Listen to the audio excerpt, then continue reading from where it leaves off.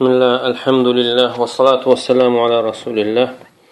Əşhədu an la ilahe illallah, vəhdəhu la şərikə ləh, və əşhədu ənə Muhammədən abduhu və rasul, əmmə ba'd. Sual verilir duha namazı haqqında, onun fəziləti, qılınması və həmçinin rəkatlarının sayı haqqında və bir də vitir namazı haqqında.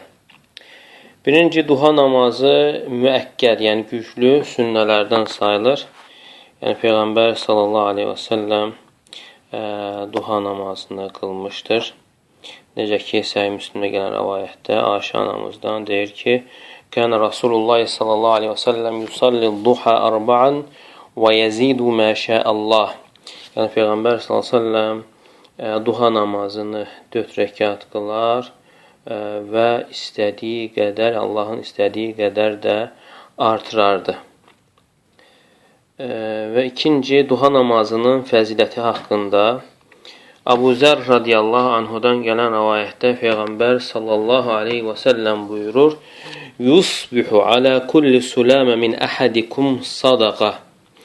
Və sizdən hər biri sabahladığı zaman hər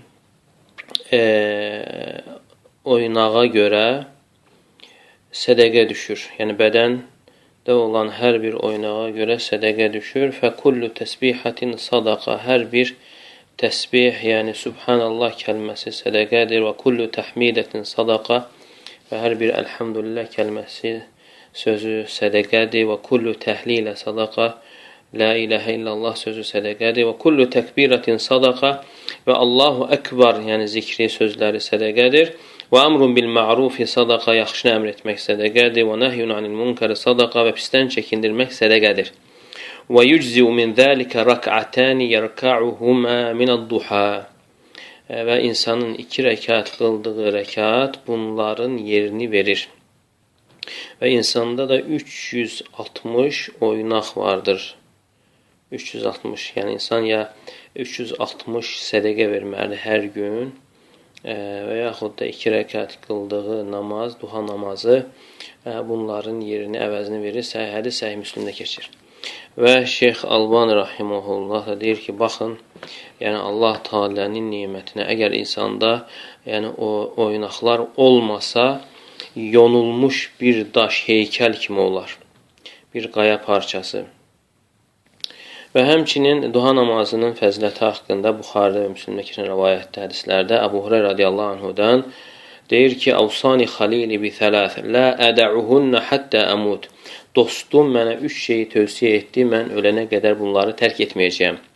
Savmi thələthəti əyyə min kulli şəhr, hər aydan 3 gün oruç tutmaq, və salatu duha, və duha namazı, və nəvmun alə vitir, və vitir namazını qılmadan yatmamaq, yəni vitir namazını qıldıqdan sonra yatmaq. Və Abu Darda da həmçinin buna oxşar rəvayət gəlmişdir. Avsani Habibi sallallahu aleyhi və səlləm bi thələth, lən ədə'ahunnə mə'işt. Mən dostum, Həbibim mənə 3 şeyi tövsiyə etdi. Mən yaşadığım müddətcə onları tərk etməyəcəyəm. 3 gün, hər aydan 3 gün oruç, duha namazı və vitir namazını qılmadıqca yatmamaq. Və həmçinin 3-cü bu barədə gələn hədislərdən Abu Darda və Abu Zər radiyallahu anhumadan gəlir. Peyğəmbər sallallahu aleyhi və səlləm buyurur. Allah Teala belə buyurdu. İbn Ədəm, irka'li min əvvəlin nəhar 4 rəkaatin əkfikə əxirə. Yəni ilahi hədisdir. Bu hədis Şeyx Albani rahimehullah səhihləşdirib. Yəni ey Adəm övladı, günün əvvəlində 4 rəkat namaz qıl və günün sonuna qədər sənə kifayət olaram. Mübarəkfur rahimehullah bu hədisin şərhində gətirir ki, sənin işlərinə sənə kifayət olaram. Günün əvvəlində 4 rəkat qılsan, sənin işlərində sənə kifayət olaram, sənin ehtiyaclarını ödəyərəm və sənin xoşlanmadığın şeyləri səndən soğuşduraram. Və həmçinin duha namazının fəziləti haqqında Əbu Hüreyrə radiyallahu anhudan gələn rivayətdə Peyğəmbər sallallahu aleyhi və səlləm buyurur: "La yuhafizu ala salati-duha illa awwab və hiya salatul-awwabin."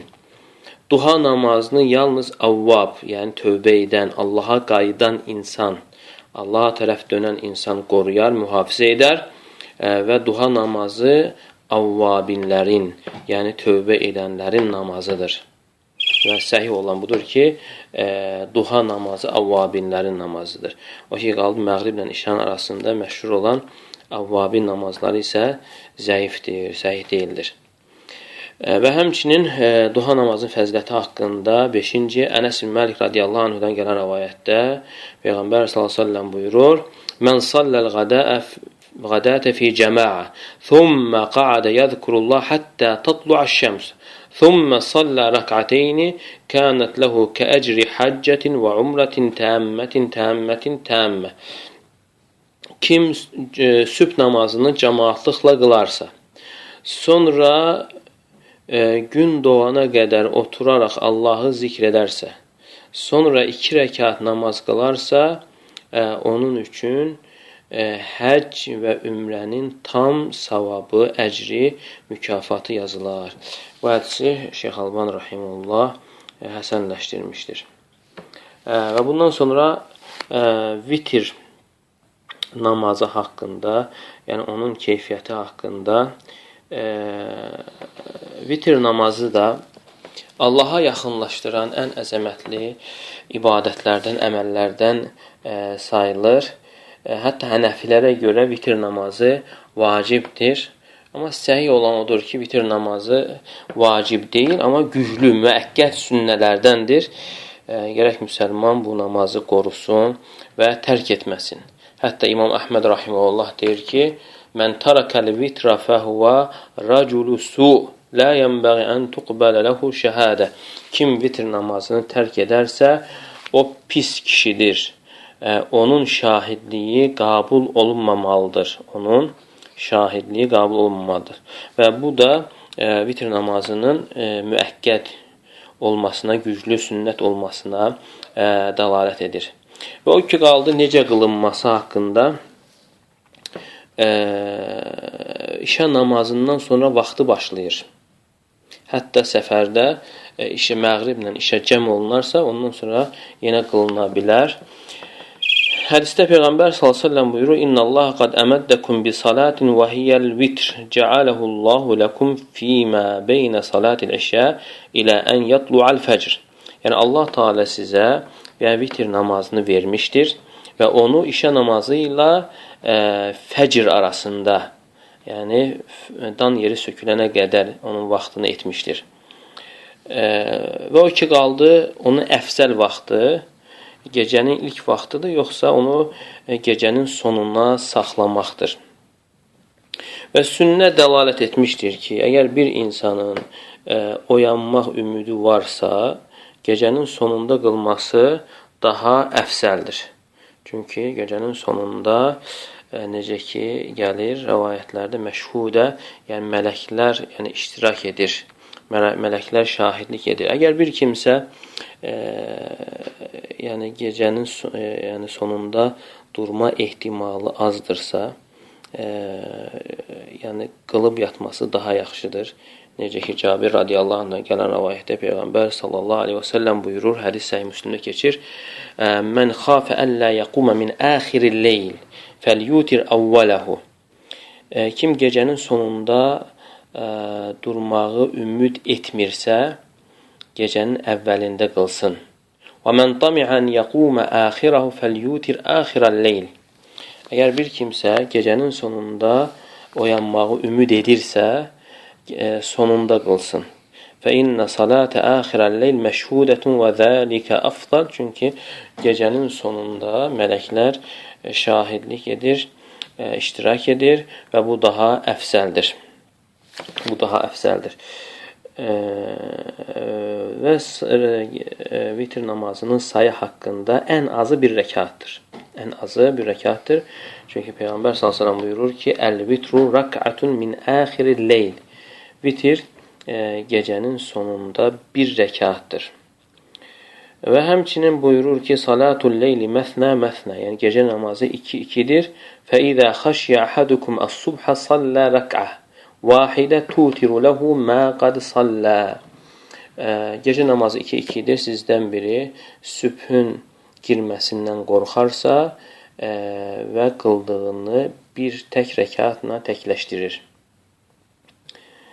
Və vitr namazını, yəni 3 rəkat, ardıcıl 5, 7 və həmçinin 9 rəkatda qılmaq caizdir. Əgər 3 rəkat qılırsa, bunun 2 qılınma forması vardır. Birinci forması ən yəsrudə thələth bi təşəhhudin vahid. Yəni 3 rəkatı ardıcıl bir təşəhhüdlə qılmasıdır. Bir təşəhhüdlə, salam vermədən sonda təşəhhüdə oturur. Necə ki, Aişə anamızdan gələn rəvayətdə deyir ki, Kənə Nəbiyyü sallallahu aleyhi və səlləm lə yüsəllimu fi rəkəteyil vitr. Peyğəmbər sallallahu aleyhi və səlləm vitrin 2-ci rəkatında salam verməzdi. Başqa ləfsdə isə Kənə yutiru bi thələth lə yəqudu illə fi axirihinnə. Yəni 3 rəkat vitr qıldığı zaman yalnız sonuncu rəkatda oturardı. Və ikinci forması isə 2 rəkat qılır, salam verir, sonra tək rəkatı qılaraq, yəni salam verərdi. Və o ki qaldı 5 rəkat və yaxud da 7 rəkat qılarsa, bunları yəni yenə birləşmiş formada qılır və təşəhhüdə yalnız sonuncu rəkatda oturur və salam verir. Və bu da Aişə anamızdan gələn rəvayətə görə Kənə Rasulullah sallallahu aleyhi və səlləm yusalli minəl-leyli 13 rəkə yutiru min zəlikə bi 5 la yeclisu fi şeyin illə fi axirihə. Peyğəmbər sallallahu aleyhi və səlləm yəni 13 rəkat, yəni gecə namazı qılardı və 5 rəkatı tək qılardı və yalnız sonunda oturardı. Yəni 5 rəkatı muttasıl, yəni birləşmiş formada qılardı. Ümmü Sələmə radiyallahu anhədən gələn rəvayətdə deyir ki, Kənən Nəbiyyü sallallahu aleyhi və səlləm yutiru bi 5 və bi 7 və la yafsilu beynəhunnə bi salamin və la kəlam. Yəni Peyğəmbər sallallahu aleyhi və səlləm vitr namazını 5 və 7 rəkat qılardı və bu rəkatların arasını salam və kəlamla ayırmazdı. Bu hədisdə Şeyx Əlbani rahimehullah Səhih Nəsaidə səhihləşdirmişdir. Amma 9 rəkatı birdən qılmaq istəyirsə, yəni birləşik formada qılmaq istəyirsə, bu biraz fərqlidir. 8-ci rəkatda oturur, təşəhhüd oxuyur, salam vermədən 9-cu rəkata qalxır və 9-cu rəkatda təşəhhüd oxuyaraq salam verərdi. Necə ki, Səhih Müslimə gələn rəvayətdə Ənnə Nəbiyyə sallallahu əleyhi və səlləm kənə yusalli 9 rəkəatin la yeclisu fīhə. Yəni Aişə anamızdan gəlib Peyğəmbər sallallahu əleyhi və səlləm 9 rəkat vitr qıldığı zaman yalnız 8-ci rəkatda oturar. Fəyədkurullah və yəhmədu və yəd'uhu thumma yanhadu və la yusallimu. Və təşəhhüd oxuduqdan sonra qalxardı, salam verməzdi. Thumma yaqumu feyusalli at-tasi'a və qalxaraq 9-cu rəkatı qılar. Thumma yaq'udu feyadhkurullah və yahmaduhu və yad'uhu thumma yusallimu tasliman yusmi'una. Və sonra 9-cu rəkatda oturaraq Allahı zikr edər, həmd edər və Allahı çağırar, dua edər. Sonra bizi eşitdirəcək formada salam verərdi. Əgər 11 rəkat qılardısa 2-2 qılardı. Hər 2 rəkatdan sonra salam verər, və sonda tək bir rəkat qılardı. Və ən az kamil forması isə, yəni 3 rəkat qılmasıdır ya bir təşəhhüdlə və yaxud da 2 rəkatdan sonra salam verərək sonra tək rəkatı qılması və birinci rəkatda Səbbih ismə rabbikəl ə'lə surəsini oxunması, ikinci rəkatda Kafirun surəsini və üçüncü rəkatda isə İxlas surəsini oxunması. Və bu formalar, bu keyfiyyətlərin hamısı varid olmuşdur sünnədə. Amma daha kamil forması isə müsəlmanın yəni bir formaya, bir keyfiyyətə riayət etməməsi, əksinə bunların hamısını növbələşdirməsi gah belə etməsi daha yaxşı olar, sünnədəndir. Doğrusunu Allah bilir. İxlasla.com saytı tərəfindən təqdim olundu.